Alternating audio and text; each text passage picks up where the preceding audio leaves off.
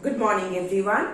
Today we are going to start a new chapter, a chapter of chemistry, that is fourth chapter, carbon and its compounds. Right? A very important chapter, but this year, this chapter, some parts have been deleted. We will do only that much portion which is going to come in the year 2021 in your board exams. Right? So we'll do only that much. Now carbon, it's a versatile element. Versatile means it is found almost everywhere, wherever you look around you, the things that you look around you, the plastic, the books that you use, that is in the paper, then the pencil box, the tiffin box, the wooden things, wooden furniture, everything has carbon in it, even in our body. Lots of carbon is present because when we eat the plant products, carbon is going inside us. So carbon is a versatile element. It is in Earth's crust, it is found in the form of minerals, that is 0.02% of carbon is present in the Earth's crust in the form of minerals, and in atmosphere it is present in the form of carbon dioxide. 0.03% of carbon is present in the atmosphere, right, in the form of carbon dioxide. Now you all have read that carbon, its symbol is 6 and its atomic number, the symbol is C and atomic number is 6. So its electronic configuration will be 2, 4, right? So that means the number of electrons, whatever is the atomic number, that will be the number of electrons, right? That is 6. Same will be number of protons, that is 6. Its atomic mass is 12. So number of protons are 6 and number of neutrons are also 6. That will form its mass number. Combined, it will form its mass number. So we know that atomic number, that is number of electrons is 6, its electronic configuration is 2, 4, and it is found almost everywhere around us. Now the compounds of carbon that are formed, they are not having a strong bond between, like a strong force of attraction between them, so its melting point and the boiling point is low. Carbon, it always forms a bond which is known as covalent bond. This is what we are going to study today, the covalent bond. In the chapter of metals and non-metals, you read about ionic bond or the electrovalent bond, right? You read about the ionic bond or electrovalent bond. And you also read that the compounds which are formed by the transfer of electrons, right? The bonding between them is formed by transfer of electrons. They are known as ionic compounds or the electrovalent compounds, right? And they have high melting and boiling point because they have strong force of attraction. But here the compounds which are formed by covalent bonding here, especially the carbon compounds we are talking about here, they do not have strong force of attraction between them. That is why their melting point and boiling point is low. This is the difference also between electrovalent and the covalent compounds or the bonding formed by the electrovalent and covalent bonding. Now what here you read, this is mostly the ionic bond and the electrovalent bond. That takes place between a metal and a non-metal always. it is always between a metal and a non-metal. Like, for example, NaCl. Sodium is a metal, chlorine is a non-metal, right? So, or MgCl2, magnesium chloride. So, this is, or magnesium oxide. It is always between a metal and a non-metal. So, remember this. But in case of covalent bonding, here you all know that the reactivity of element, it always depends on the ions, right, or the stability, that is the outermost valence electrons, right. And here, because sodium, it is 2H1, chlorine is 2H7. So, in order to attain an octet, this gives away one electron, this takes one electron, right? So, that is why the ion, it comes in the ion form, sodium ion, chloride ion. Now, what happens in case of covalent bonding, or let's study about carbon first. You all know carbon, its atomic number is 6 and electronic configuration is 4. That means it needs 4 more electrons to attain an octet, right? All the elements, they try to attain octet so as to become stable, right? Now here, in case of carbon, carbon can neither gain 4 electrons nor share 4 electrons. Now, why that is not possible? This is a very important question.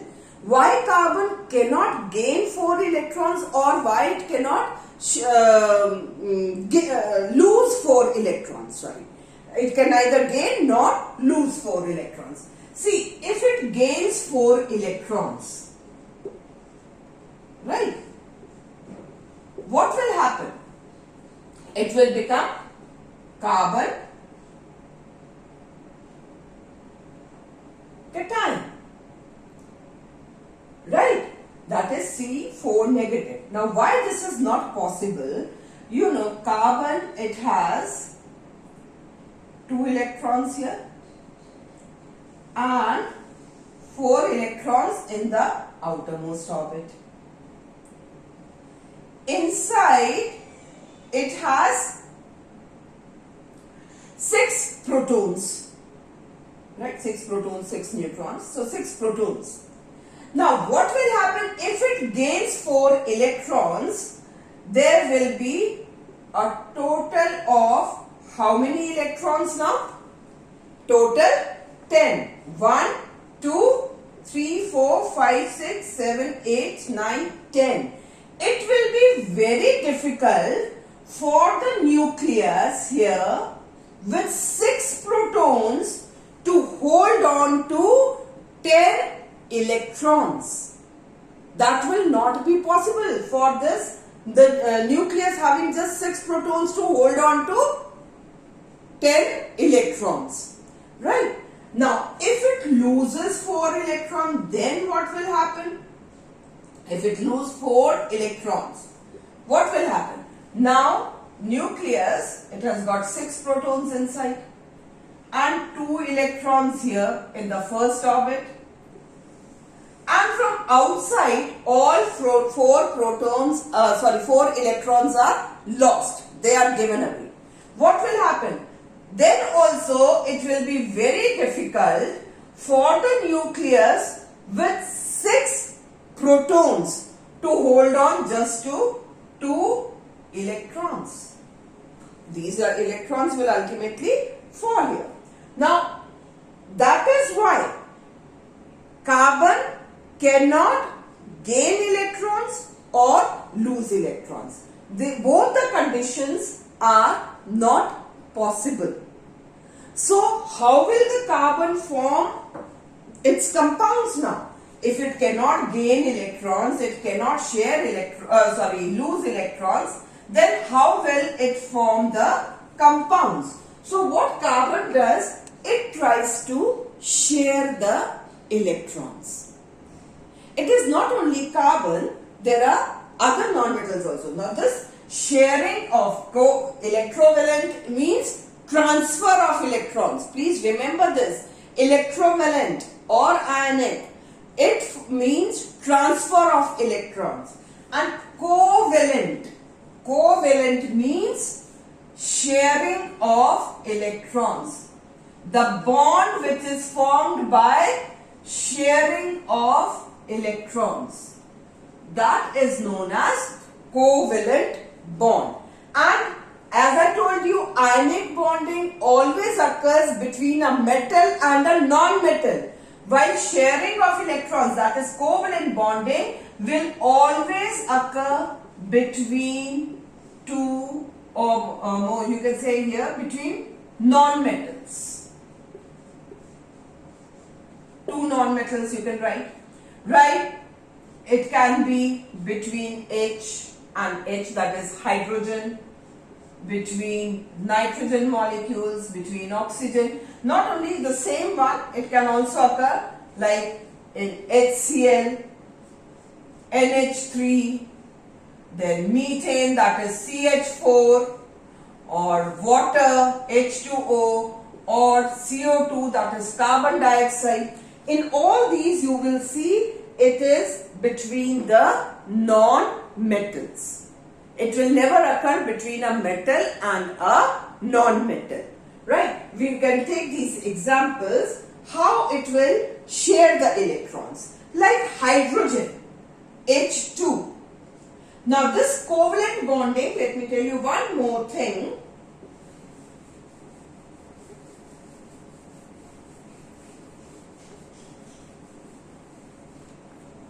The covalent bond, it can be of three types, that is single covalent bond, double covalent bond, or triple covalent bond. We'll take examples of all three types. Right? Let's take the example of hydrogen first. Now hydrogen, as you know, it has only one electron. In the outermost orbit, it has one electron. I'll explain covalent bonding to you with the help of dot structures. This is known as Lewis dot structures. And in dot structures, we only write the electrons which are present in the outermost orbit. So hydrogen can be represented by either dot or cross. We can either represent it with a dot or a cross. Hydrogen has one electron in the outermost orbit, and to become stable it needs one more electron. So we take another hydrogen atom. This also has one electron in the outermost orbit. Now both, they will come together and they will share the electrons so that both can have two electrons in the outermost orbit and they can become stable. So what they will do, this hydrogen will share its electron with this hydrogen atom. Now if we see here, this hydrogen now has two electrons. Right? Now this hydrogen, it has also got one electron. So this hydrogen will also share the electron with the other hydrogen atom this side. Now this hydrogen atom if you see from this side, this also has two electrons in the outermost orbit. So both have complete two electrons in the outermost orbit now, and they become stable. So this single bond, because they are sharing just one electron, so we represent it like this. H, single bond, H. Right? If we take another example, say oxygen. Now oxygen, you know, its electronic configuration is 2, 6.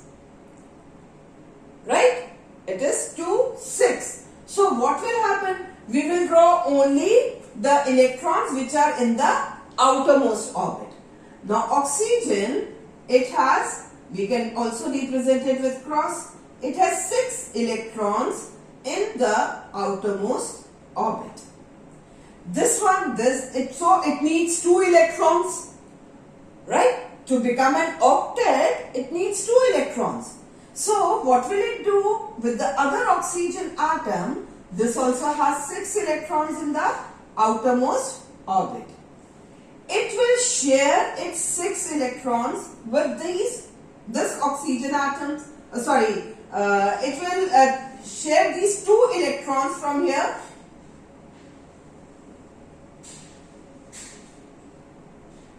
and become 8. Now if we see from here, this oxygen has 1, 2, 3, 4, 5, 6, 7, 8 electrons in its orbit.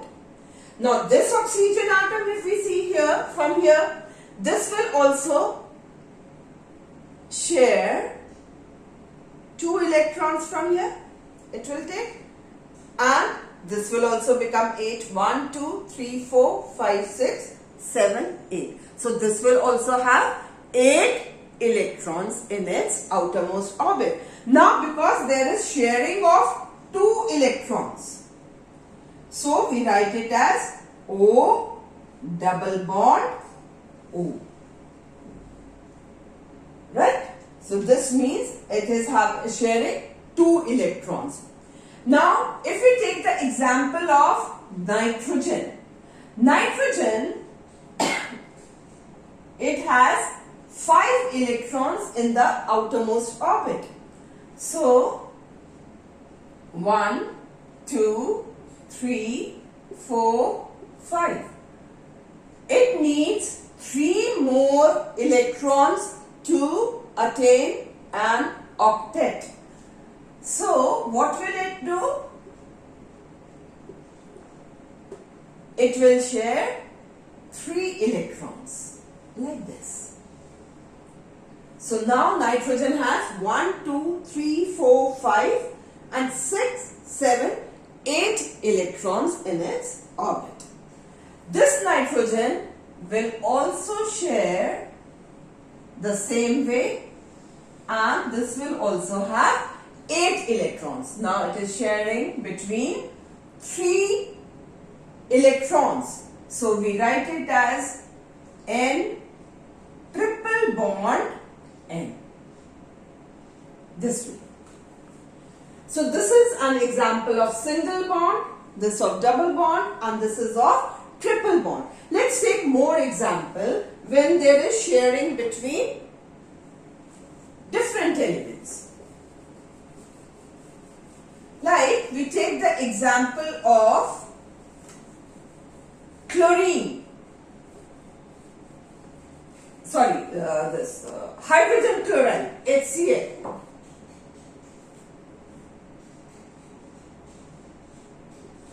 Now hydrogen, it has 1 electron in the outermost orbit. Chlorine, it has 1, 2, 3, 4, 5, 6, 7. 7 electrons in the outermost orbit. You all know this, right? So what will hydrogen do? It will share 1 electron with chlorine. Now hydrogen has 2 electrons, right? It becomes stable. Now chlorine, it was having 7 electrons. It also needs 1 electron. So it will share 1 electron from here and become stable. There is sharing between sharing of 1 electron. So we have single bond. Hydrogen, single bond, chlorine. Same way, if we take the example of methane, CH4. Now carbon, you all know it has 4 electrons in the outermost orbit. 1, 2, 3 and 4. That means it needs 4 more electrons to become stable. So it will share electrons with 4 hydrogen atoms. That is 1, 2, 3 and 4. Now hydrogen 1, 2, the hydrogen also has one electron, right? Now hydrogen, this hydrogen will share 1 electron of carbon.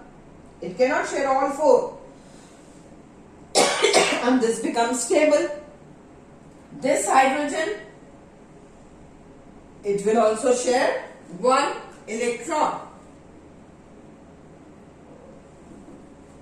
This hydrogen, again it will share like this, and this hydrogen will also share 1 electron. So all the hydrogens, they become stable, and this carbon, because it requires 4 electrons, so it will share 1 electron with all 4 hydrogen.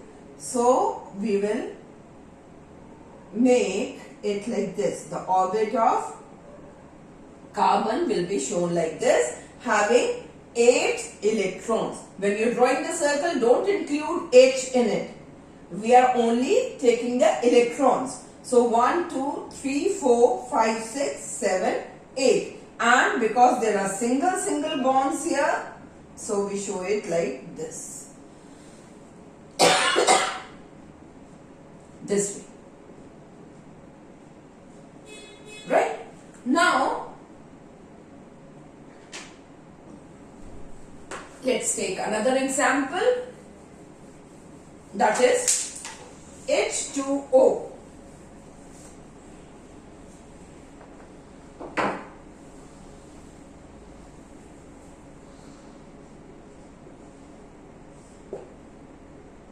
So O, you know, it has 6 electrons in the outermost orbit, right?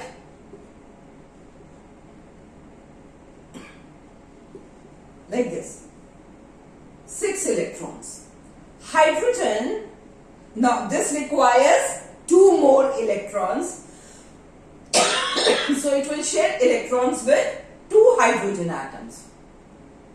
One this side, one this side. Right?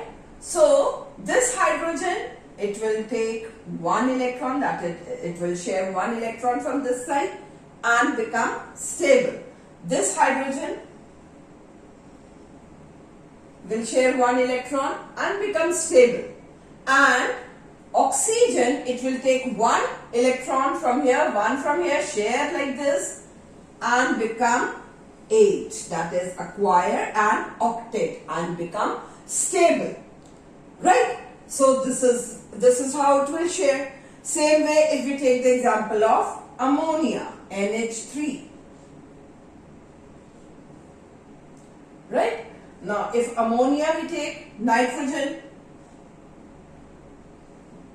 it has 5 electrons in the outermost orbit. And it requires 3 more electrons. So it will share its electrons with 3 hydrogen atoms. If we see for hydrogen first, hydrogen will share 1 electron like this with nitrogen and become stable. Same way, nitrogen, it will take 1 electron from all hydrogen atoms. It will share like this and become 8. 1, 2, 3, 4, 5, 6, 7, 8. Right? NH3. We show it like this with single bond. We can take many examples like other carbon compounds. We can take C2H6. That is 2 carbon atoms. Now we will have to take. We take 2 carbon atoms. Carbon, as you know, it has 4 electrons in the outermost orbit. Right? It will share this carbon. It will share 1 electron with 3 hydrogen atoms this side, and this carbon atom will also share 1 electron with hydrogen atoms on the other side. So hydrogen, it will share one electron like this, right? And attain stability. Now carbon, it will take one electron from all 6 hydrogen atoms, and one electron it will share in between these 2 carbon atoms. So total there will be 8 electrons. See, this carbon atom, it will share 1 electron with this carbon atom and 3 with the hydrogen atoms. It had 4 electrons by itself. So 4, 5, 6, 7 and 1, 8. Same with this carbon, it will also share 1 electron with this carbon atom here and 3 with the hydrogen atoms. And this will also, so it will be written as C single bond C, then 6 hydrogen atoms. 1, 2, 3, 4, 5, 6. If there's no need to write HH here, this is understood. We can just represent it this way. So I hope you have understood how the sharing of electrons take place. This is known as covalent bonding. Now this further we will take up the chapter, the unique properties of carbon and all will take. So first of all, you try doing these, practice this. You will have to practice this, then only you will be able to understand. If you have any problem, please write down in the comment box and I'll try to solve your problems, right? Thank you.